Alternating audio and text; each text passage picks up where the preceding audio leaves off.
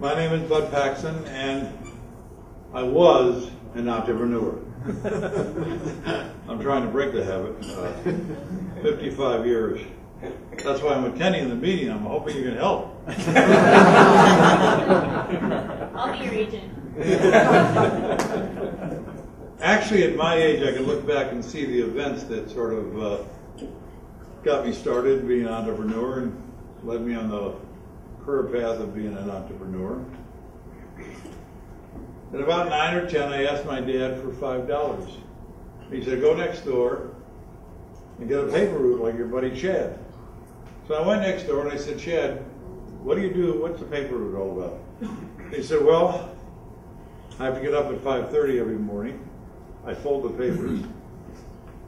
I put them in my bag and I put them in the bicycle, on my bicycle, and I go to each house. And I have to get off the bike and I have to walk up and put the paper on the inside of the screen door. Now this is Rochester, New York, a lot of snow, a lot of rain.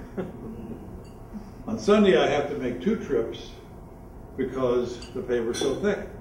And then Wednesday nights I collect. I said, well, how much do you make a week? He said, $5. I said, that's too much work.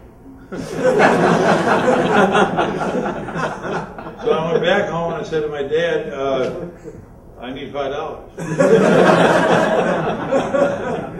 He said, you better look at the newspaper for a part-time job. Now I'm about 10 years old, but I did. I found an ad in the Rochester Times-Union, and the University of Rochester Medical School was looking to buy hamsters for $1 each. So I got some orange crates, went to the store, got 2 of them, male and a female. I didn't know which was which at that time, but they said that. And then I would go to the grocery store once a week to get the vegetable throwaways, throw some in the cage every morning, clean the cages out once a week. I was making $15 to $20 a week. And it was fun. And a lot less work. Now my friend Chad was left-handed, and when a little older, he went out of his house to the left. 3 blocks was a funeral parlor. So he got a part-time job. He said to me one day, come on, they need extra help. Come with me. So I went. 2 bodies came in. I went out. It wasn't for me. By the way, Chad is now one of the largest funeral directors in that part of the state. Well, I'm right-handed, and 3 blocks to the right of my house was a radio station. And that's where my career in broadcasting started. Started out taking the trash, getting the disc jockey's coffee, cleaning up. But soon I was on the air with a show called Kitty Go Round on Saturday mornings, about 15 years of age. And then I got a job at a major station being a disc jockey. And that's how I got through college, being a disc jockey. And there are a lot of great stories about being a disc jockey in college. Maybe you won't have as much luck as I did, but it's a lot of fun.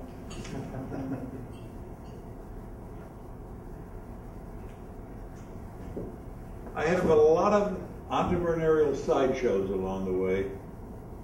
I call them sideshows because for the most part they were just that, sideshows. They didn't make a lot of money. I tell people I've had the privilege of starting, I say privilege, because that's an important phrase, 40 businesses in my career from scratch. 13 lost more money than I want to recall. 25 fed the kids and paid for the 13. I've had 2 winners. Now what does that make you? It makes you persistent.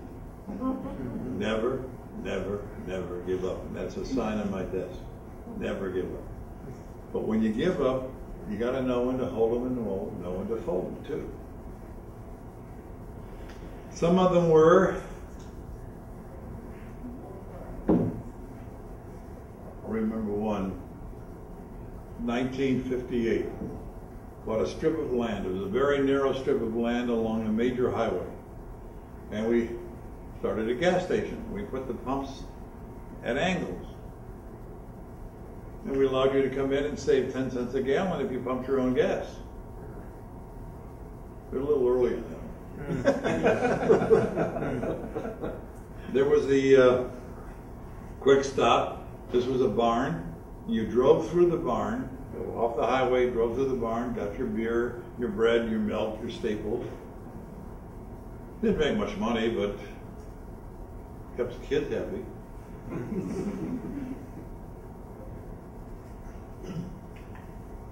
You know, the thing you got to remember when you're going to go into business for yourself is you're the boss.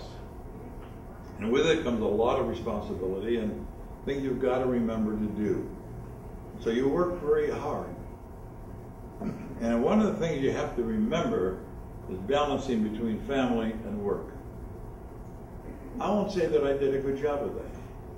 I really didn't. We had moved to Clearwater, Florida, and we owned an AM and an FM station in Clearwater, Florida. Now the FM was doing pretty good because in the 70s, FM was up and coming. And the AM was going down. And I had sold an advertiser $1,000 worth of advertising on the AM station. And he hadn't paid his bill, so I went to collect. So well, I'm not going to pay it because it didn't work.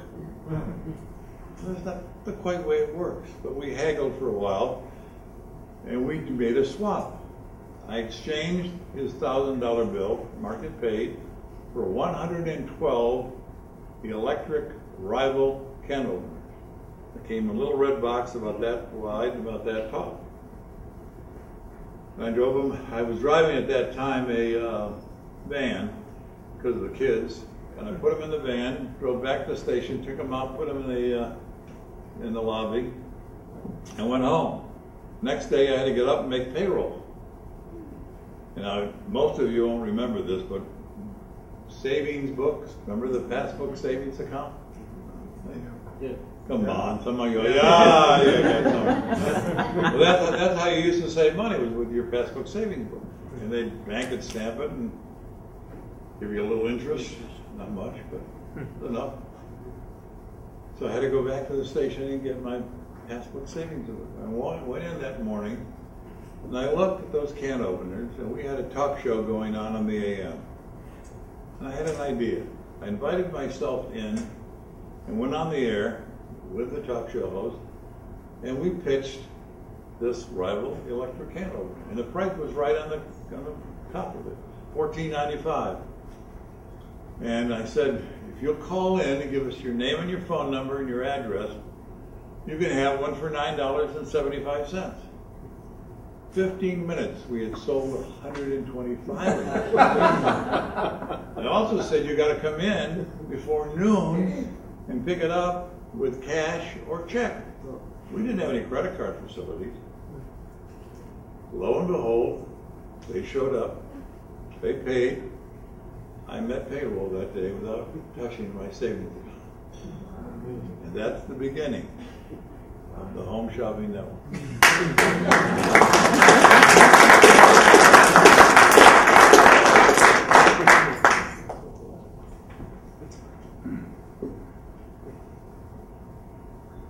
We were first on radio, then we went to local cable, then we went to satellite, then we started buying major market television stations.